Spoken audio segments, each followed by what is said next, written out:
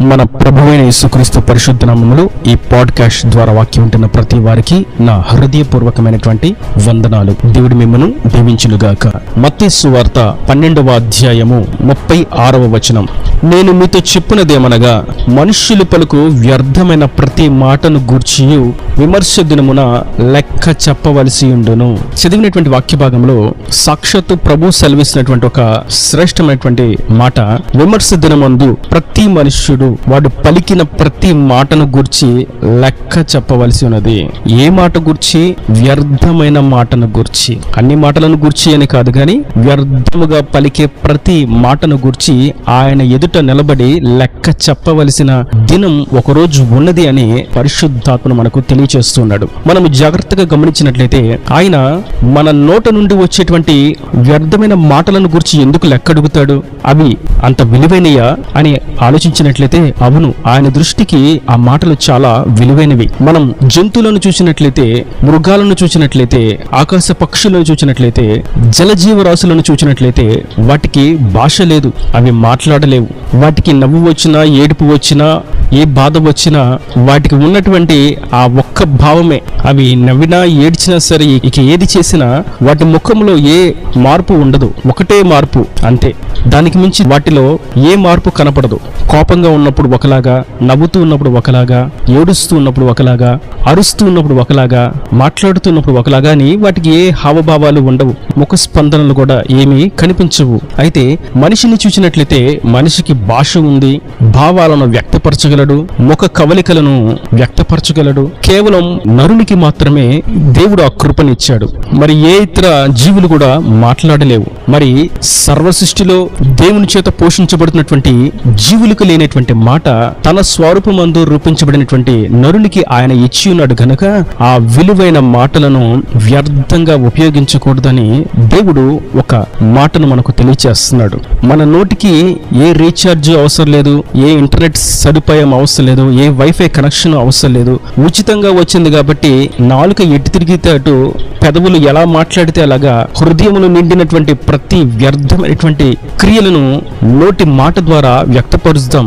మన మాటలకు అడ్డు చెప్పేవారు, మన మాటలకు ఎదురు చెప్పేవారు, మన మాటలకు ఎదురు నిలబడగలిగిన వారు ఎవరు ఉన్నారు అని నోటికి వచ్చినట్లు మాట్లాడితే వ్యర్థమైన ప్రతి మాటకు లెక్క చెప్పాల్సిన రోజు ఒక రోజు ఉంది. కొందరు తల్లిదండ్రులను చూసినట్లయితే బిడ్డలను మాట్లాడకూడనటువంటి మాటలు మాట్లాడుతూ దూషిస్తూ ఉంటారు.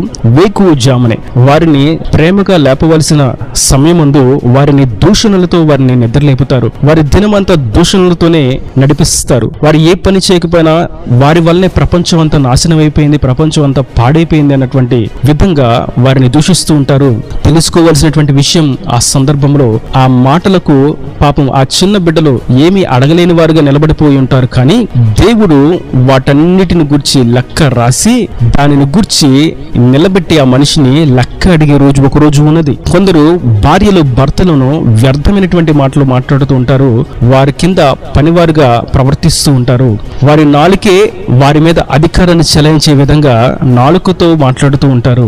వారు ఎరగవలసినటువంటి విషయం, విమర్శ దినమందు ఆ ప్రతి మాటకు, తన యజమానిని గూర్చి మాట్లాడినటువంటి ప్రతి మాటకు లెక్క ఒప్పచెప్పవలసినటువంటి రోజు ఉన్నది. మరికొందరు భర్తలు వారి భార్యలను పనివారిగాను, పనివారి కంటే హీనముగాను చూస్తూ వారిని వ్యర్థమైనటువంటి మాటలు మాట్లాడుతూ దూషిస్తూ ఉంటే గుర్తించవలసినటువంటి విషయం, విమర్శ దినమందు లెక్క ఒప్పచెప్పవలసిన రోజు ఒకటి ఉంది. ఉద్యోగం చేస్తూ వారిని గూర్చి వీరిని గూర్చి, వారు లేనప్పుడు వీరికి, వీరు లేనప్పుడు వారికి మాట్లాడుతూ ఉంటే, లేనిపోని మాటలు చెప్తూ ఉంటే, ముసలము ముచ్చట్లు వేస్తూ ఉంటే ఆ వ్యర్థమైన ప్రతి మాటకు లెక్క చెప్పవలసిన రోజు ఒకటి ఉన్నది. సేవకులను గూర్చి, దేవుని చేత అభిషేకించబడినటువంటి సత్య సేవకులను గూర్చి దుష్ప్రచారం చేస్తూ, సాక్ష్యాన్ని పాడు చేస్తూ మాట్లాడుతున్నటువంటి ప్రతి మాటను గూర్చి లెక్క ఒప్పచెప్పవలసినటువంటి రోజు ఒక రోజు ఉన్నది. అది ఎవరైనా సరే, దేవుడు నన్ను సేవకుడిగా నిలబెట్టాడు కదా అని సంఘాన్ని వ్యర్థమైన మాటలు మాట్లాడుతూ దూషిస్తూ వారిని శపిస్తూ ఉంటే లెక్క చెప్పాల్సిన రోజు ఒక రోజు ఉన్నది. మేము దేవుని పని చేస్తున్నాం, దేవుని సేవలో ఉన్నాం కదా అని సేవకులు సైతం నోటికి వచ్చినట్టు మాట్లాడడానికి వీలు లేదు. మోషే అంతటి వాడినే దేవుడు ఆ వాగ్దాన భూములకు అడుగు పెట్టనకుండా నిలిపివేశాడు. మనమే పాటివారం. ఆయన ఎదుట లెక్క చెప్పాల్సిన రోజు ఒకటి ఉంది. మన వ్యర్థమైన ప్రతి మాటను గూర్చి గురించి. ఎందుకని దేవుడు అంత ఖండితంగా మాటలను గురించి చెప్తున్నారు? దేవుడు తన వాక్ శక్తిని నరునికి అనుగ్రహించడు. మాట్లాడేటువంటి భావాన్ని, మాట్లాడేటువంటి తత్వాన్ని వివరించగలిగేటువంటి, ఆ భావాన్ని వ్యక్తపరచగలిగేటువంటి ఈవులను ఆయన మనిషికి అనుగ్రహించి ఉన్నాడు. అంత శ్రేష్టమైనటువంటి కృపను ఇచ్చాడు గనకే, ఈవిని ఇచ్చాడు గనకే దేవుడు దానిని గురించి లెక్క అడుగుతాడు. మనం సాధారణంగా దేన్ని గురించిన లెక్క అడుగుతాము అనంటే అది విలువైనదైతేనే మనం దానిని గురించి లెక్క అడుగుతాము. వీధులలో పారేటువంటి మురికి నీటిని గురించి ఎవరు లెక్క అడగరు, కానీ నదులలో పారేటువంటి త్రాగునీటిని గురించి లెక్క అడుగుతారు. ఎన్ని క్యూసెక్కుల వాటర్ నీటిని ఈ ప్రాంతానికి పంపుతున్నాము, ఈ రాష్ట్రానికి పంపుతున్నామనే లెక్కలు చూస్తారు. మనిషిని పాడు చేసేటువంటి, మనిషి ప్రాణానికి హాని కలిగించేటువంటి కార్బన్ డైఆక్సైడ్ గురించి ఎవరు లెక్క చేయరు, కానీ మనిషికి ప్రాణానికి ఉపయోగపడేటువంటి ఆక్సిజన్ గురించినటువంటి లెక్క రాస్తారు. ఎంత ఆక్సిజన్ వాడాము అని లెక్క అడుగుతారు, లెక్క రాస్తారు. దాని అర్థం ఉపయోగపడే వాటిని గురించి మనం లెక్కలు తీస్తాం. చిత్తు పేపర్లను గురించి లెక్క ఎవరు వేయరు, కానీ డబ్బుల కట్లను గురించి లెక్కలు వేస్తారు. ఉపయోగమైన దానికే లెక్కలు ఉంటాయి. దేవుని దృష్టిలో మనిషి యొక్క మాట చాలా విలువైనది, మాట చాలా శక్తివంతమైనది. అందుకే సామెతల గ్రంథకర్త ఈ విధంగా అంటాడు, జీవ మరణములు నాలుక వశమై ఉన్నవే అని. అవును, మనం మాట్లాడేటువంటి మాటలను బట్టే మనం నీతిమంతులుగా ఎంచబడతాము, అనీతిమంతులుగా అణచివేయబడతాము. మన మాటలు సరైనవిగా ఉండాలని ప్రభు తెలియచేస్తున్నారు. మరియు మరొక విషయాన్ని మనం చూసినట్లయితే ఇదే మత్తయి సువార్త 5వ అధ్యాయము 21వ వచనంలో చూస్తాం. నరహత్య చేయవద్దు, నరహత్య చేయవాడు విమర్శకు లోనగునని పూర్వీకులతో చెప్పబడిన మాట మీరు విన్నారు కదా. నేను మీతో చెప్పునదేమనగా, తన సహోదరుని మీద కోపపడు ప్రతివాడు విమర్శకు లోనగును, తన సహోదరుని చూచి వ్యర్థుడా అని చెప్పువాడు మహాసభకు లోనగును, ద్రోహి అని చెప్పువాడు నరకాగ్నికి లోనగును. ఇక్కడ మనం చూస్తున్నాం తెలియపరచబడినటువంటి సంగతి ఏదనగా, వ్యర్థమైన మాట ఈజ్ ఈక్వల్ టు నరహత్య. మనం మాట్లాడేటువంటి బూతులు, సరసూక్తులు, దూషణలు, మోసాలు, అబద్ధాలు, మోసపు కపటమైనటువంటి మాటలు, ఇవన్నీ నరహత్యకు సమానమైన మాటలు అని వాక్యం మనకు తేటగా తెలియచేస్తుంది. నరహత్య పాపము, నరహత్య చేయవాడు నిత్య నరకాగ్నికి పాలవుతాడు అని లేఖనం మనకు తెలియచేస్తుంది. కనుక మన మాటలు విలువైనవి, మరియు మనం వాటిని దేవుని మహిమార్థం వాడాలి, స్తుతించాలి, ఘనపరచడానికి, ప్రార్థించడానికి, అనుగ్రహించడానికి వాటిని, ఆ విలువైనటువంటి వాటిని దేవుని పని కొరకు వినియోగించాలి. మనకు ఉచితంగా ఉన్నది కదా అని వ్యర్థమైన మాటలు మాట్లాడుతూ ఉంటే, గర్వపు, అహంకారపు, డంబపు మాటలతో ఎదుటివారిని కించపరుస్తూ, అవమానిస్తూ మాట్లాడుతూ ఉంటే వాటికి లెక్క ఒప్పచెప్పవలసినటువంటి దినం ఒక రోజు ఉన్నది.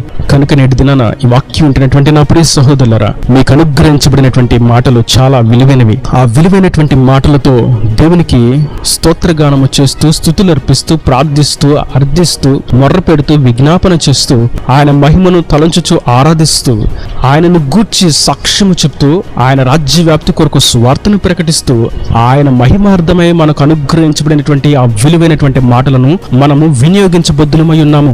ఒకవేళ ఆయన మహిమ కొరకు వాడుకోకుండా మన గౌరవానికి, మన ఘనతకు అడ్డం కలిగించేటువంటి వాటికి మన మాట నగ్గాలి అనుకునేటువంటి సందర్భంలో, తప్పును ఒప్పుగా మార్చేటువంటి సందర్భంలో, ఎదుటి వారికి నష్టం కలిగించేటువంటి సందర్భాలలో మన మాటలను వాడకూడదు. కనుక నేటి దినాన మన మాటలు శక్తివంతమైనదని గుర్తించి వాటిని దేవుని మహిమ కొరకు వినియోగించాలని గుర్తించిన వారముగా, వ్యర్థమైనటువంటి మాటలు ఇక మీదట మనం రానివ్వక వాటిని గురించి లెక్క చెప్పవలసి ఉన్నదని గుర్తించిన వారముగా మనం మన మాటలను మితముగాను, తక్కువగాను, ఎదుటివానికి క్షేమాభివృద్ధిని కలుగు చేసే విధంగాను, దేవుని మహిమార్థముగాను వాడదుముగాక. ఈయన దేవుని మాటల ప్రతి వాని హృదయంలో నీరు కట్టి ఫలింపు చేయను గాక. ఆమేన్. God bless you. తలలు వంచి కన్నులు మూసినట్లయితే మీ కొరకు చిన్న ప్రార్థన. ప్రేమ స్వరూపి కరుణ కటాక్షముల తండ్రి, నా ప్రభు ఈ వాక్యం ప్రతి వారిని మీరు నిండాలుగా దీవించండి, ఆశీర్వదించండి. మనుషులు పలికేటువంటి ప్రతి వ్యర్థమైనటువంటి మాటను గురించి మీరు లెక్క అడుగుతారని మీరు సెలవిచ్చారు. అయ్యా, లెక్క చెప్పబడేటువంటి ఆ దినం రాకమునిపే మాటలను సరి చేసుకుంటూ నీ మహిమార్థంగా వాటిని వినియోగించుటకు సహాయం అనుగ్రహించండి. వాక్యం ప్రతి వారిని వాక్యపు